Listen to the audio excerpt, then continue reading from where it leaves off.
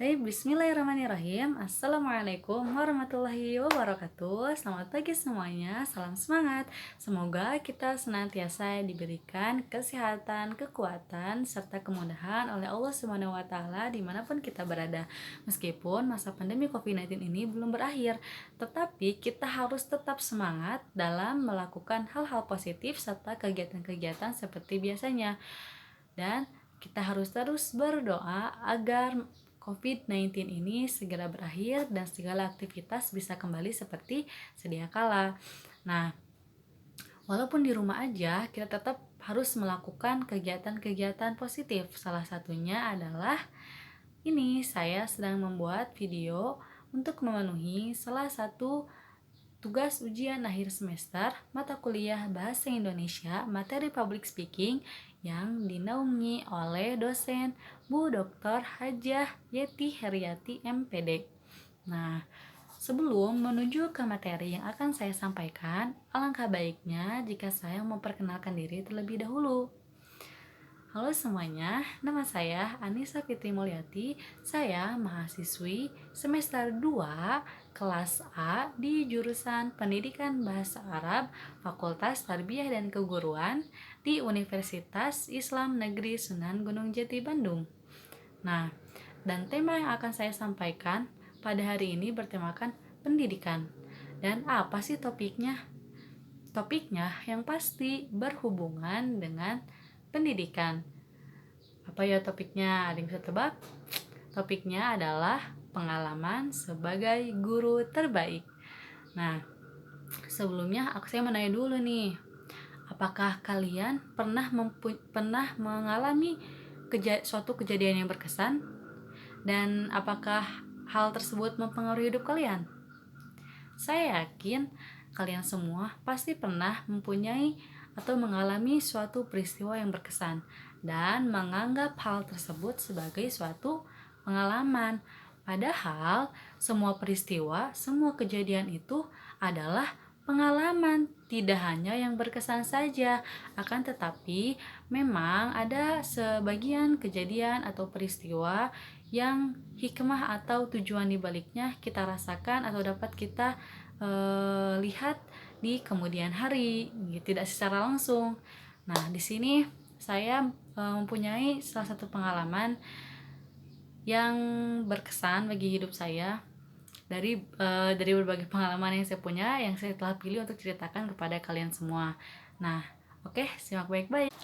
Saya bersekolah di salah satu pondok modern berbasis kebahasaan, sehingga mewajibkan seluruh santrinya untuk berbicara menggunakan bahasa Arab dan bahasa Indonesia sebagai bahasa resmi, dan melarang seluruh santrinya untuk menggunakan bahasa Indonesia, apalagi bahasa daerah, dalam pembicaraan.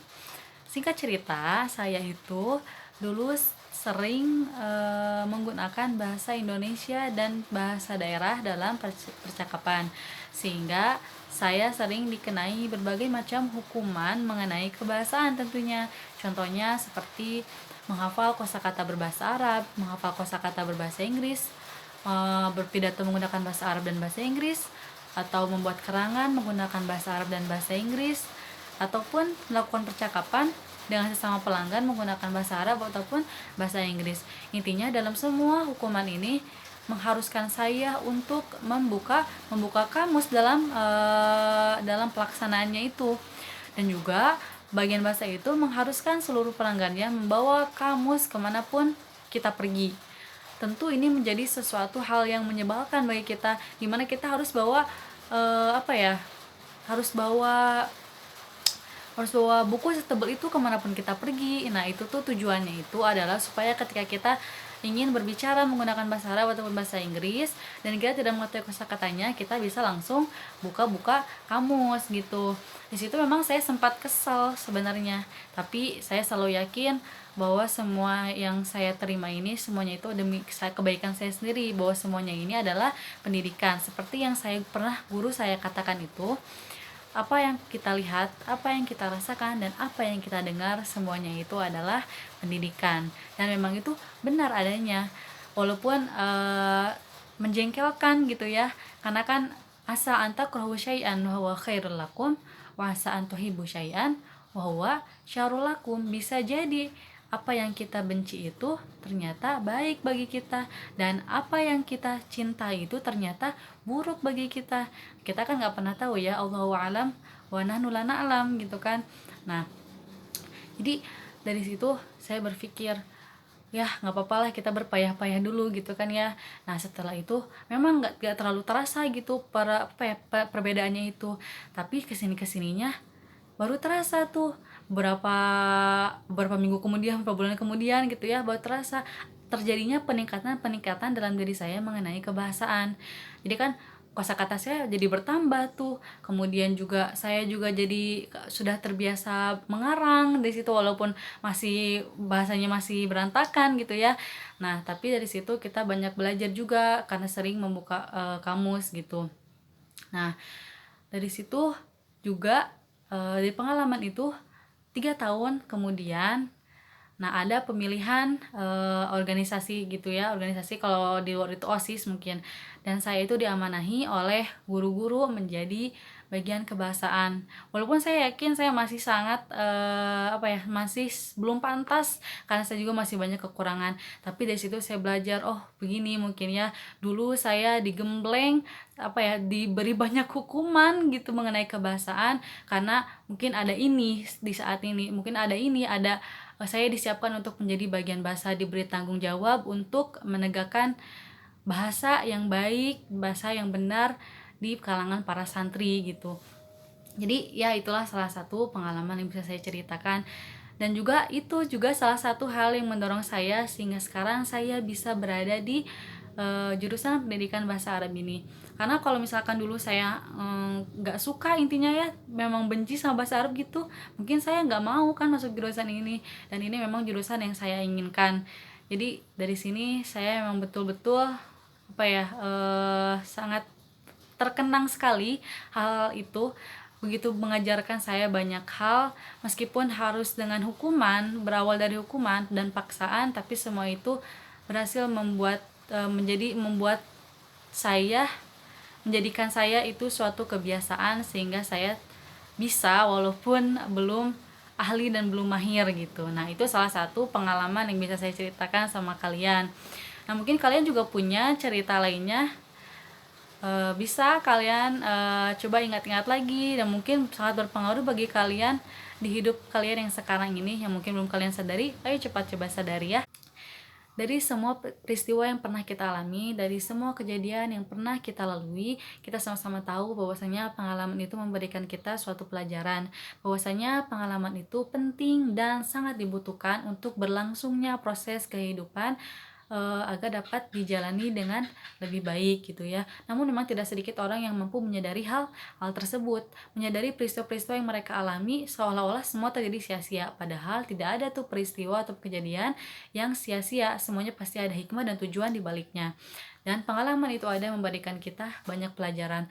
Pengalaman itu ada memberitahu kita suatu kesalahan dan juga menunjukkan kebenarannya agar terjadi perbaikan, supaya kita itu tidak melakukan kesalahan yang sama di kemudian hari. Makanya kita harus sama-sama menyadari setiap peristiwa yang kita alami, peristiwa yang kita lalui dalam kehidupan kita. Kemudian kita harus tahu nih, pengalaman itu kan sesuatu yang berasal dari diri kita sendiri gitu loh. Makanya kita harus menghargai diri kita sendiri karena kita sudah mampu melewati semua peristiwa yang terjadi dalam kehidupan kita. Nah, bagaimana sih cara menghargai diri kita sendiri? Nah, yang pertama itu adalah kita mampu mengenali diri kita sendiri. Mengenali diri kita sendiri itu seperti apa? Yang pertama itu adalah kita harus menetapkan prinsip-prinsip hidup kita. Kemudian yang kedua, kita harus mengenali kepribadian kita. Gimana sih kita itu sebenarnya gitu kan? Kita lebih tahu kan diri kita sendiri. Kita harus cari tahu tuh kepribadian kita itu seperti apa, nyamannya itu yang seperti apa gitu. Kemudian yang ketiga adalah mengenali bakat kita.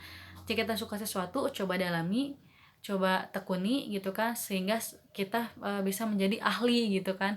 Nah, terus kemudian yang kedua adalah memaafkan diri sendiri. Setiap orang pasti pernah melakukan kesalahan, dan kita harus memaafkan diri kita sendiri atas kesalahan yang kita buat dengan cara berjanji untuk tidak mengulanginya lagi. Kemudian yang ketiga itu adalah menerima diri kita sendiri. Kita harus menerima apapun yang ada pada diri kita sendiri, baik kelebihan maupun kekurangan, dengan terus berusaha menjalani hidup dengan baik atas dasar kelebihan dan kekurangan yang kita miliki. Kemudian yang keempat itu adalah membangun rasa percaya diri. Kita itu harus percaya diri, kita itu hebat gitu, kita itu sudah mampu melewati semua hal dalam kehidupan kita dengan kuat, dengan hebat gitu kan. Nah, kita harus percaya diri kalau kita itu ini kita itu udah hebat gitu, kita udah amazing gitu kan.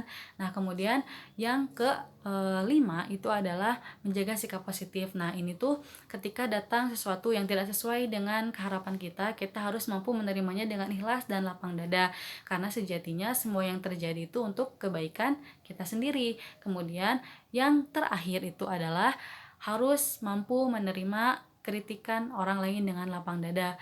Nah, intinya ketika ada orang lain mengkritik kita gitu kan ya, kritikan itu kan bersifatnya membangun jika datang dengan solusi. Itu adalah memperbaiki kesalahan yang telah kita lakukan, dan kita harus menerima itu supaya kita juga bisa meningkatkan meningkatkan diri kita gitu kan, meningkatkan diri kita supaya tidak melakukan kesalahan yang sama lagi gitu. Kita bersyukur dikritik oleh orang lain, tapi kritikannya itu harus bersifat membangun supaya kita dapat meningkatkan kualitas lagi diri kita gitu. Nah, jadi dari sini kita bisa tahu bahwasannya mengapresiasi diri sendiri itu penting, itu perlu untuk menghargai diri kita sendiri, karena kita telah mampu melewati semuanya, karena kita telah mampu melewati segala macam peristiwa, segala macam cobaan untuk yang menghantarkan kita pada saat ini, karena kita telah melewati susah senangnya kehidupan, baik buruknya peristiwa dengan diri kita ini gitu. Nah, kita harus mengapresiasi diri kita sendiri ini. Kemudian juga dari setiap pengalaman yang kita miliki ini, kita harus senantiasa bersyukur kepada Allah Subhanahu wa taala, mensyukuri diri kita atas apa yang telah terjadi. Nah, karena itu atas segala pengalaman dari berbagai macam peristiwa dan berbagai macam perubahan yang terjadi karenanya, kita harus syukuri sebagai bentuk usaha, sebagai bukti bukti dan usaha kita dalam mewujudkan hidup yang lebih baik lagi gitu teman-teman. Nah, jadi dari semua ini ada poin-poin penting yang bisa kita ambil. Itu intinya kita harus menghargai diri kita sendiri atas apa yang telah kita lalui, atas apa yang telah kita alami. Kemudian yang kedua adalah kita harus bersyukur atas apa yang kita miliki. Kemudian yang ketiga itu kita harus lebih menghargai setiap peristiwa, menghargai setiap waktu yang terjadi dalam hidup kita, dan serta menyadarinya. Kemudian juga kita harus belajar dari apa yang telah terjadi untuk mewujudkan hidup yang lebih baik, dan juga terus terus menebarkan hal-hal positif di sekitar kita supaya kita menjadi pribadi yang lebih bermanfaat bagi diri sendiri dan juga orang lain. Ya, mungkin dari saya dicukupkan sekian. Mohon maaf bila banyak kekurangan. Pokoknya tetap semangat semuanya. Mungkin dari saya cukupkan sekian. Assalamualaikum warahmatullahi wabarakatuh.